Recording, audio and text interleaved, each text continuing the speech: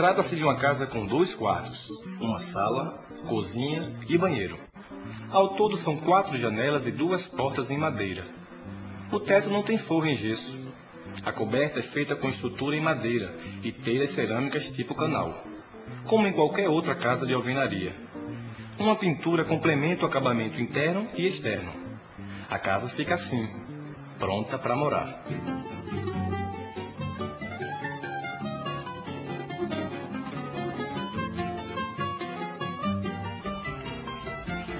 Você continua a marcação das paredes externas do mesmo modo. Para facilitar o seu trabalho, você pode usar um esquadro como este aqui.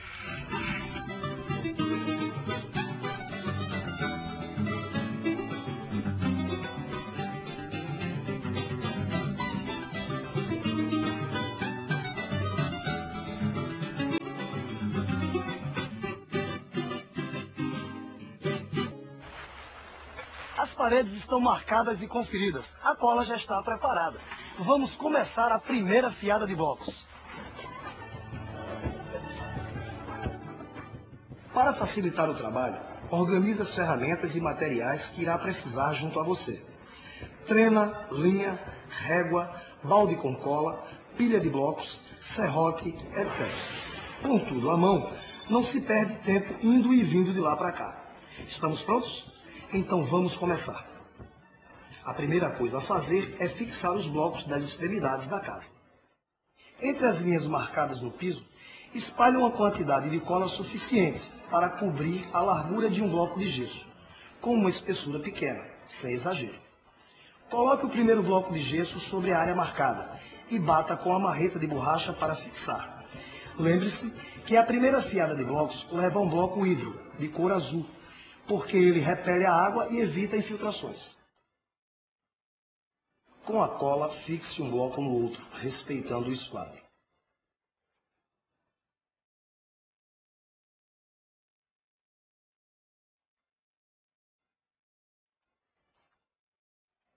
Para garantir a amarração deste encontro, instale os blocos da segunda fiada. Eles devem ser serrados ao meio e depois colocados. Em breve você vai saber por que serramos estes blocos. Repita esta operação nas outras 3 extremidades da casa. Siga com a aplicação da cola. De agora em diante, passe a cola também nas laterais dos blocos e encaixe-os em seguida. Repita esta operação até o fim da extensão da parede. Os blocos devem ser colocados, alinhados e aprumados.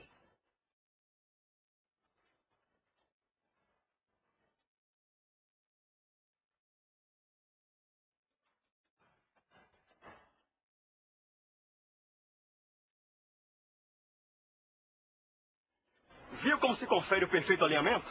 À medida que você vai encaixando os blocos, use uma régua de pedreiro, como esta que está aqui. Encosta na parede, toda por igual. Verifique se não há nenhuma folga. Depois, confira a verticalidade usando um prumo.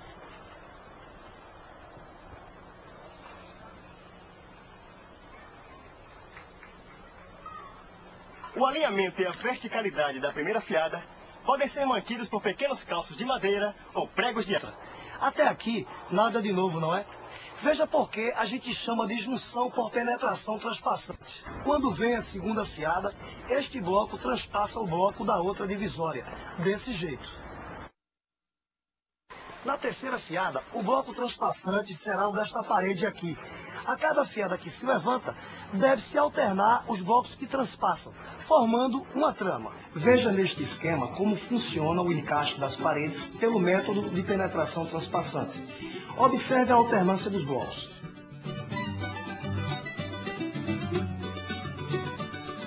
Agora veja mais um pouco os nossos colegas em ação.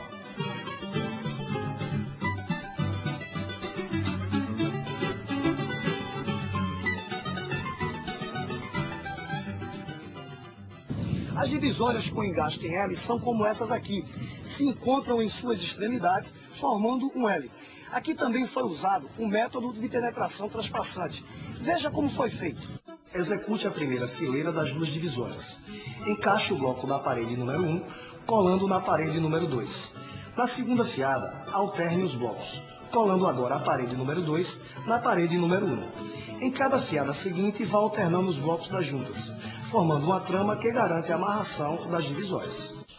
Para cortar um bloco de gesso, você pode usar uma máquina de corte ou um serrote. Primeiro, você vai marcar esse bloco dividindo em duas partes iguais.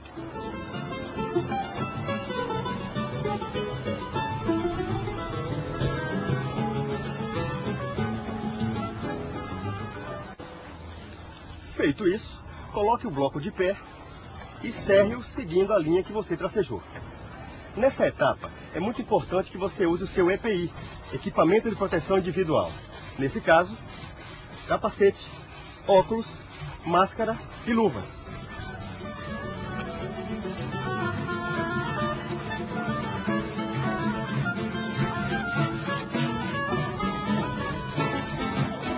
Para facilitar o seu trabalho, é melhor serrar todos os blocos necessários antes de levantar as paredes.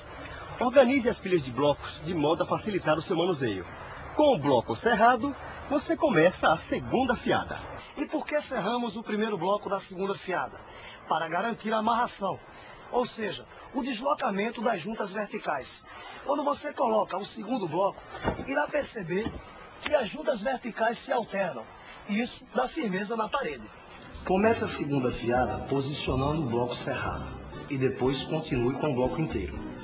Prossiga a colocação da segunda fiada. Quando chegar à terceira fiada, continue com a alternância das juntas, ou seja, monte a terceira fileira de blocos, deslocando as juntas verticais. Use um bloco inteiro desta vez e prossiga com os outros.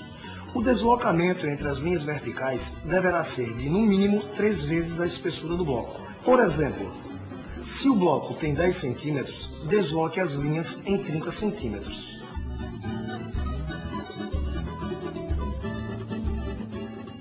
Lembre-se sempre de verificar o perfeito alinhamento dos blocos de gesso e também sua verticalidade.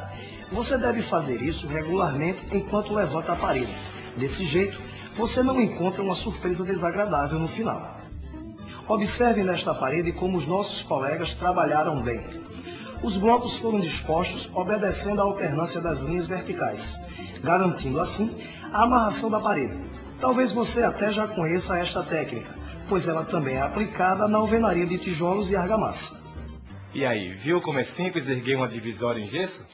Mesmo que jamais tenha levantado uma parede, você vai ver que a prática e o tempo vão lhe trazer segurança e rapidez na montagem dos blocos. Fixação das grades de porta em madeira. A fixação de grades de madeira com os blocos de gesso é feita com tiras de mantas fibrosas, ou seja, carpete ou alcatifa. O uso da manta fibrosa funcionará como banda resiliente, como se fosse um adesivo. Essa banda deve ter uma espessura de no mínimo 4 milímetros. Essa tira é cortada com uma largura mínima igual à largura do bloco de gesso, menos 2 centímetros. Ela é colada à grade por meio do uso de cola de neoprene, ao longo de toda a parte externa da grade.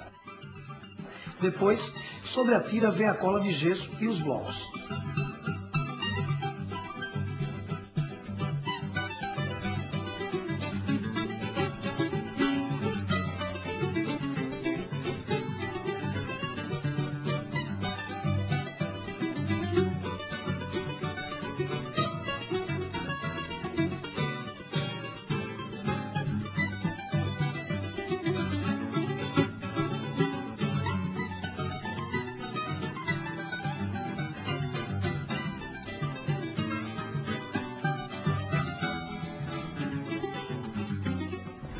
Hoje vimos muita coisa interessante.